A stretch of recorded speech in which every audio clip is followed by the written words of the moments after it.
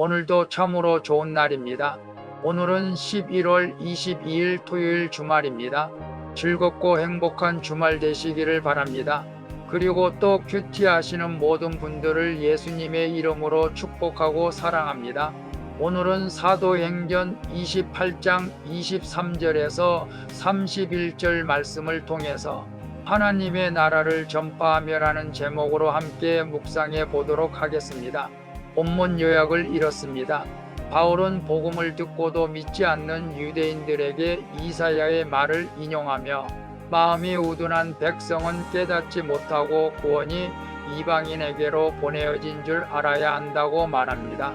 그는 2년간 자신을 찾아오는 사람들을 영접하여 예수 그리스도에 관한 모든 것을 담대히 가르치며 사도행전을 마치는 내용입니다.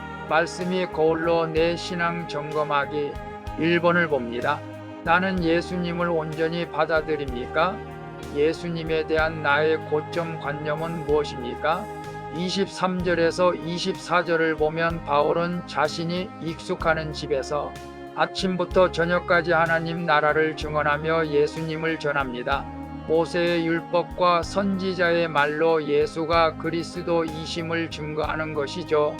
하지만 바울의 말을 믿는 사람도 있고 믿지 않는 사람도 있습니다. 다윗 같은 영웅을 기대했던 이들은 십자가에 죽으신 예수님을 받아들이지 못합니다. 내 욕심과 고정관념이 무너질 때에야 비로소 하나님의 나라가 세워지는 것입니다. 그래서 나는 예수님을 온전히 받아들입니까? 예수님에 대한 나의 고정관념은 무엇입니까? 라고 했을 때 사도 바울이 예수 그리스도를 증거했지만 그 말씀을 믿는 사람도 있고 그 말씀을 의심하며 받아들이지 않는 사람들도 있죠. 이 땅에 많은 사람이 있지만 예수님을 다 믿는 것은 아닙니다.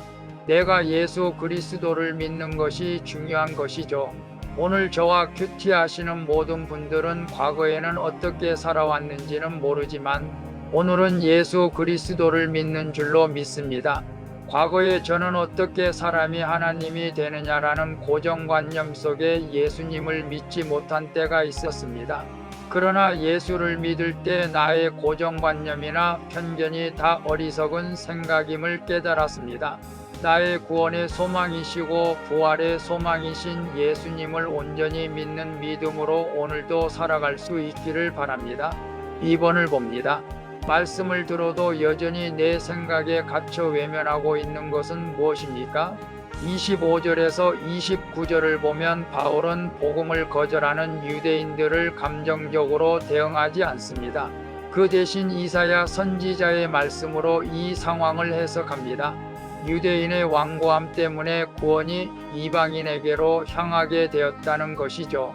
그럼에도 하나님은 여전히 유대인들이 돌아오기를 원하십니다. 말씀을 묵상하면 바울처럼 우리도 내 생각보다 크신 하나님의 나라를 깨닫게 됩니다. 그래서 복음을 거절을 당해도 흔들리지 않고 안심할 수가 있습니다. 그래서 말씀을 들어도 여전히 내 생각에 갇혀 외면하고 있는 것은 무엇입니까? 라고 했을 때 과거에는 깨닫지 못했을 때는 아무리 예수님이 사랑해 주시고 우리 죄를 위해서 십자가에 돌아가셨다는 것들이 전혀 믿어지지가 않았습니다. 지금도 저의 교회 성도들도 제가 말씀을 전해도 그 말씀을 믿지 못하고 의심하는 성도들도 있습니다. 그리고 많은 사람들이 자기 생각에 갇혀 있어 복음을 받아들이지 못하는 경우가 많은 것을 봅니다.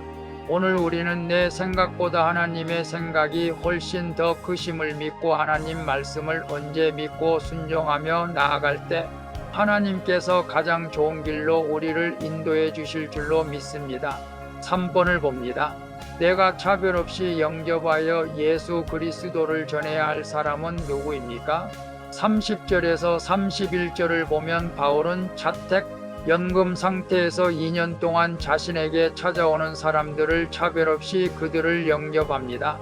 죄인의 신분으로 예수 그리스도에 관한 모든 것을 담대하게 거침없이 가르치게 된 것이죠. 하나님의 말씀을 이렇게 결코 무엇에도 매이지 않습니다. 오히려 로마의 중심에서 하나님의 나라가 선포되는 것입니다. 우리 각자 가진 환경이 오히려 복음을 전하는 최고의 통로가 될 줄로 믿습니다. 하나님은 아직 끝나지 않는 사도행전을 오늘날 나를 통해 계속해서 써내려가고 계신 줄로 믿습니다.